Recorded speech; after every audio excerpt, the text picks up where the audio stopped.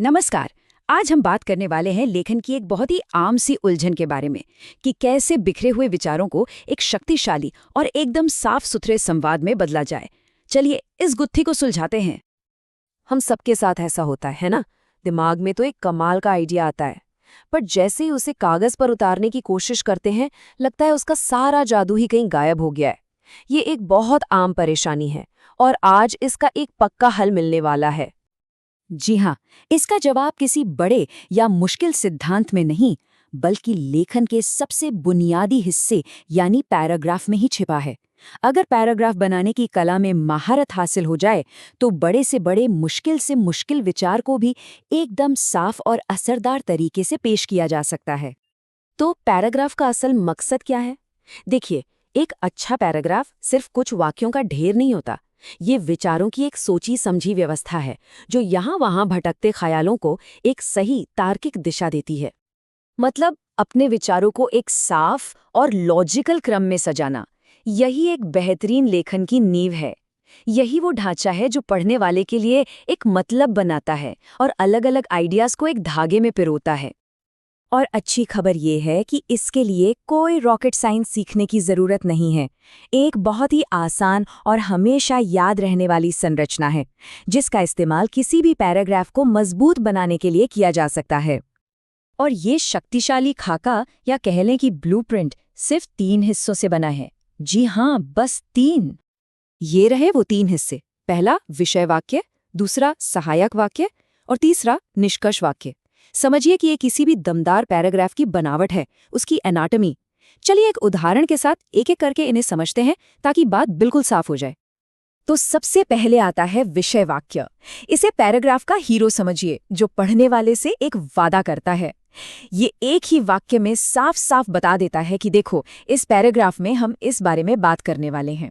जैसे हमारे उदाहरण में विषय वाक्य हो सकता है, सुबह की कसरत दिन भर की उत्पादकता बढ़ाने के लिए बेहद फायदेमंद होती है। बिल्कुल सीधा और साफ वादा हो गया। विषय वाक्य के बाद आते हैं उसके सबसे अच्छे दोस्त यानी सहायक वाक्य। ये पैराग्राफ का कह सकते हैं कि असली शरीर है।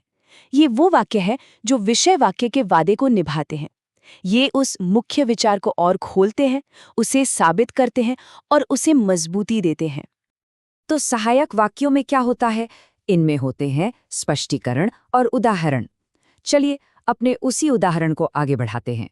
ये न केवल शारीरिक ऊर्जा को बढ़ाती है, बल्कि मानसिक स्पष्टता भी लाती है। ये हो गया स्पष्टीकरण। उदाहरण के लिए, एक छोटी सी दौड़ के बाद कई लोग अपने काम पर बेहतर ध्यान लगा पाते हैं। और ये हो गया उदाहरण। देखा कैसे वादे को सबूतों के साथ पूरा किया जा रहा है। और आखिर में आता है निष्कर्ष वाक्य, जो कहानी को एक शानदार अंत देता है। इसका काम है पूरी बात को समेटना और पढ़ने वाले को ये एहसास दिलाना कि हाँ, ये विचार यहाँ पर पूरा हो गया है। हमारे उदाहरण का अंत कुछ ऐसा होगा। इसलिए दिन की शुरुआत व्यायाम से करना बेहतर प्रदर्शन की कुंजी हो सकता है। बात खत्म, पैराग्राफ पूरा। अच्छा, तो अब इस पूरे खाके को हमारी शुरुआती समस्या से जोड़कर देखते हैं। ये जो क्रम है, ये इतना ज़रूरी क्यों है? वो इसलिए क्योंकि ये सीधे सीधे उलझे हुए लेखन की समस्या को जड़ से ही खत्म कर देता है। इस 3 हिस्सों वाली संरचना का नतीजा क्या निकलता है?